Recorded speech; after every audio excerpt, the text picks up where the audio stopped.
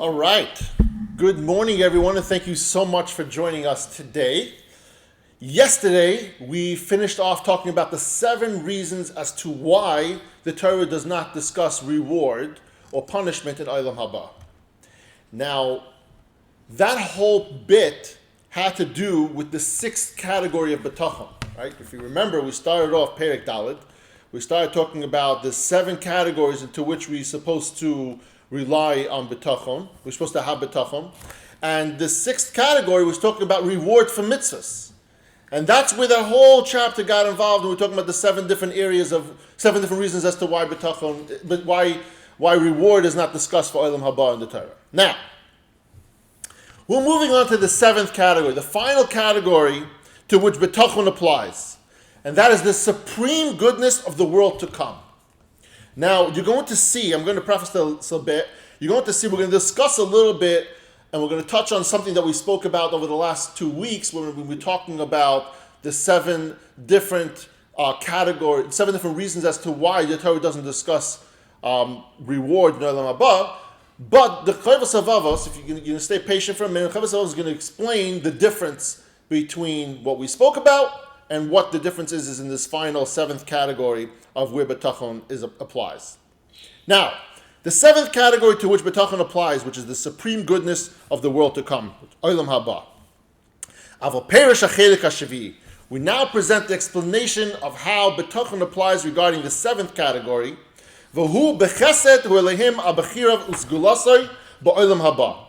This is the category of the supreme reward in the world to come as a kindness, remember we spoke about that, as a kindness from Hashem upon those who are His chosen and treasured ones, so the people that He finds, that He loves the most.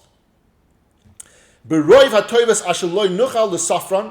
not according to the measure of their deeds. It's not because you deserve a schar, you did X amount of mitzvahs, you get a certain amount of schar, but with an abundance of goodness that is immeasurable. And we spoke about this. We spoke about that the ultimate goal of mitzvahs is not the reward, it's the kindness that Hashem shows us.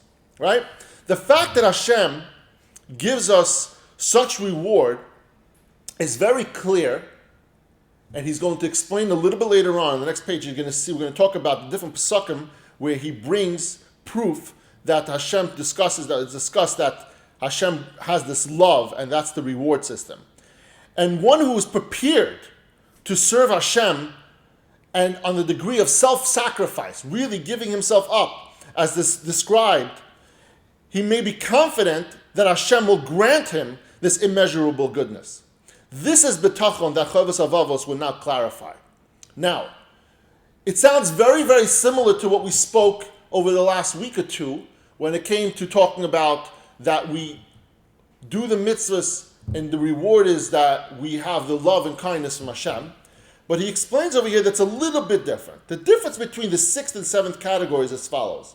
In the 6th category, Rav Av said that any reward one receives from his mitzvahs is a kindness from Hashem because a man owes Hashem everything and Hashem doesn't owe you anything. So therefore we owe Hashem more than we could ever repay Him. What then is the difference between the level of reward in this one, between the 6th and the 7th category, is as follows. The Lev Ari explains as follows. Although it is true that no man can ever repay Hashem for the kindness and the goodness and the love that Hashem shows us every single day, so He does not owe man anything for His good deeds, right? We get that. Hashem in His goodness promises to reward us anyway. And if it is, and that's what we are due. We are due that Hashem promised that He's going to be good to us. One receives a share in Olam Haba, which is for his good deeds, as payment for those deeds. And he says the word payment in quotation marks because it's not a reward. It's the kindness, it's the love that Hashem shows us. This is the kindness discussed in the previous category. So in the 6th category, that's what we discussed. We understood that. We talked about that a few times. It is kindness in the sense that there is no debt, but that still is directly related to one's deeds in this world, as is measured in proportion to those deeds.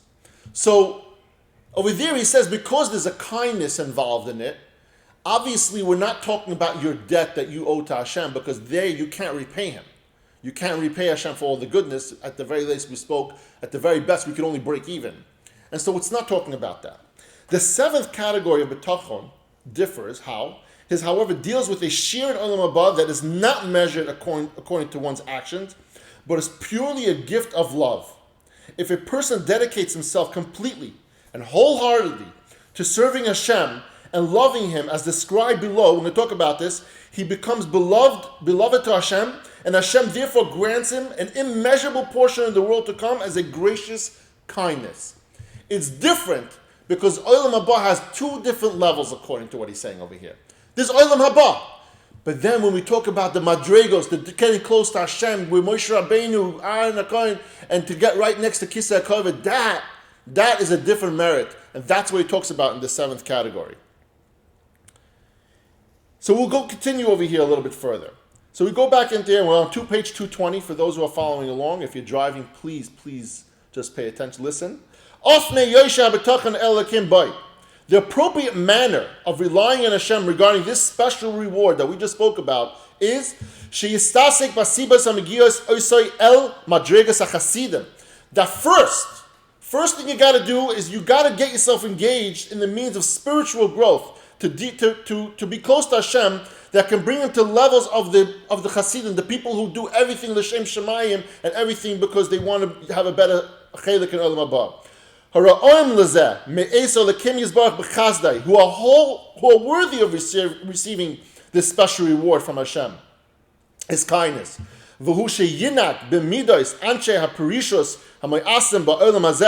That this, one should practice the traits of those who exercise parishas. We spoke a few times about parishas. Parishas is really abstinence. It's kind of taking yourself away from worldly issues. We spoke about Purushim that they would go out into the mountains and they would isolate themselves, get themselves away for periods at a time from the day-to-day life, from their family. Not that they didn't love their family, but they had the ability to get closer to Hashem, to do Avodas HaKodesh. And he says that you should do everyone on a different level. He should thus banish from his heart his love for this world, his preferences for it, the worldly possessions, and replace it with the love for Hashem. Now, and with this love, he should seek to dedicate himself to serving Hashem, to delight in preoccupying his thoughts with Him. And he'll explain in a minute what all that means. And to detach himself from matters of this world and its inhibitions. Now, literally, to detach yourself, he says to alienate yourself, to get onto a level of love for Hashem, and the level that you're doing everything just l'shem shemayim, that when you do seeing things in this world, you get to a level of alienation, that you don't feel like you even belong here. Clearly, this is a very, very high level. And he wants to discuss this for a second. Detaching yourself from this world, while the tzaddikim, the neviim, and others, they were able to do that. As we spoke about last week, we see by Yeshayahu Kohen Gadol that we spoke about that Hashem talked about reward for him in Olam Haba. Why? Because we said over there, Yeshayahu didn't live on this world in that mindset. His mindset was always on something higher. And therefore he was able to understand what reward on Olam Haba is. We spoke about that, one of the reasons that we don't understand what reasons what Olam Haba, and that's why the Torah doesn't discuss it. But here, the levels that were discussed over here, the words of Rav Av pertain on a certain level to regular people as well. The Ur Avigdor therefore cautions against taking this passage, meaning going to the extreme, as a demand for total withdrawal from this world. He notes that people generally need a degree of pleasure. We need to feel good about ourselves. We want nice clothing. We want nice things. We want to go out to a dinner. We want to do those different things. But Ur Avigdor explains that the essential point is to reject making worldly pleasure a focus in life. It's not that you shouldn't have nice things. Doesn't mean that you shouldn't live comfortable. It doesn't mean that you should go live with absolutely the very bare minimum just to survive. It just means surely one must eat. The food is usually pleasurable, and surely one must raise a family, and doing so brings untold satisfaction. To a servant of Hashem, however, the purpose of eating is not the pleasure it brings in the taste, but the sustenance that it provides. As for the enjoyable experience of eating tasty food, that spurs him to thank Hashem for providing needed sustenance in a pleasing way. Say, wow, that was such a delicious meal. That's what Hashem provided for me. Likewise, the purpose of raising a family is not to derive pleasure from their company and to have your offspring to be able to do things for you, but to fulfill the Hashem's mitzvah of procreating from Pri and teaching Hashem's ways. You have people that you can go and teach Hashem's ways, Derech HaTorah and Derech Hashem. The nachas that enables one to dedicate himself more fully to the task. Why do we look for nachas from our children? Hashem wants to give you that. Why do we see pleasures from worldly things? Because Hashem wants you to have that, because you need that. We are human. We need that human interaction in order to keep on doing the Avodas HaKodesh. It takes a special level of someone that almost doesn't exist to be able to get on full abstinence of this world. The same goes for every other worldly pleasure, be it physical or emotional. In each case, the joy it provides should put in perspective, and it should be channeled properly. It should be put into a mindset of, this is what we're doing for Hashem. This is what Hashem provided for me. And this is why I love Him so much. What the spirituality-minded person should banish from his heart is the love for material pleasure. So he can create room for the love of Hashem. It goes deeper over here, but I want to finish off with a little story I read. There was a very, very famous story in the times of not the Maral, I forgot. Sorry. There was a famous story of Avram ben Avram. Avram ben Avram was a ger. He was a very famous ger. He was the son of a prominent, wealthy man, and he was not Jewish. He was a man of faith of the church. And Avram ben Avram, growing up, he found it off, and he started delving a little bit into Yiddishkeit, and he started learning, and the more he learned about it, the closer he got. In the end, inevitably, he ran away from his family, who really, really did not like that he was learning Torah, and he converted to Judaism. He became a Yid.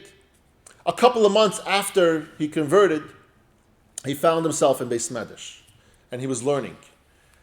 But because of the time over there, it was found that if somebody would convert from Catholicism or Christianity at the time, that they would find that as a capital punishment, and you'd be sentenced to death if you did something like that. And so he had to be very cautious as to not let anyone know who he really was. He was learning in Beis Medrash, and every night there would be this young boy that would come in there, and he'd be very rowdy. And one day, Avram ben Avram got very upset at the child, and he reprimanded him and yelled at him. This boy was upset, ran home to his father, and told his father exactly what happened. This father was super upset, and he came into the shul, and he warned him, and he threatened him that he's going to tell the authorities who he really is. A few days later, the authorities showed up at his door and arrested him, put him into prison. But before sentencing him to death, they gave him a choice. They gave him a choice to renounce his Yiddishkeit, and that he should be able to go back to Christianity or Catholicism, and he refused. The Baal Shem Tov sent messages to Avram ben Avram, offering him to write things that would be able to help him. Hashem should make a nace that should be able to take him out of prison and save himself from this decree, and he refused. And so the day came, and they decreed that they're going to kill Avram ben Avram. The punishment was being taken out on the 7th of Sivan. It was the second day of Shavuos. The way the method worked over there, he was going to be burned at the stake in the center of town. And he went. They brought him to the center of town, and everybody came there. Before he died, his executioners tormented him, and they said to him, when you die, you're going to come back and you're going to take revenge on us. And he looked them straight in the eye, and he said, when I was a child, I was playing in the sand. And I made little figures, little soldiers out of the sand. And then these bullies came and they stepped on it and they ruined it. And I was really upset and I ran home to my father and I told my father what happened. And I asked my father to go and punish these boys, these bullies in the playground. And my father shrugged it off and he understood that, what is it? Big deal. So they destroyed some sand soldiers. What's the big deal? Just sand. Looking them coldly into their eyes, into these executioners' eyes, he said, we are made of nothing but sand and dirt. Hashem created us. And when I go back to him after you burn me, we're going to return to exactly where we came from. Do you think that when I became an adult, I seek to revenge from these bullies? That I went to go find them because I wanted to hurt them for what they did to me? Of course not. Because as I matured and I got older, I realized that it really is only sand. And it really is nothing. And we're all going to come and go from the same exact place. But what I will do is, I will go to the Kisei HaKavod. And I will ask the Kisei HaKavod, ask Hashem, that the person who ratted me out and brought me to this state in my game, that this is going to be my fate, that person be put straight into Gan Eden. Why? Because that person gave me the opportunity to do the ultimate sacrifice, to be Mekadesh Shemoy Barabim.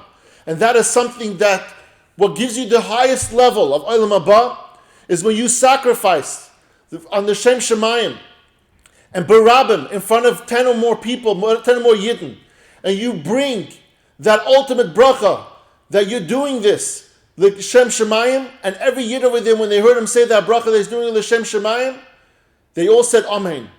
And when he died, and they burnt him, and inevitably they were able to collect his remains, they buried him. And years later, he was Zoicha that the Gra was buried right next to him. That is the level that we look for.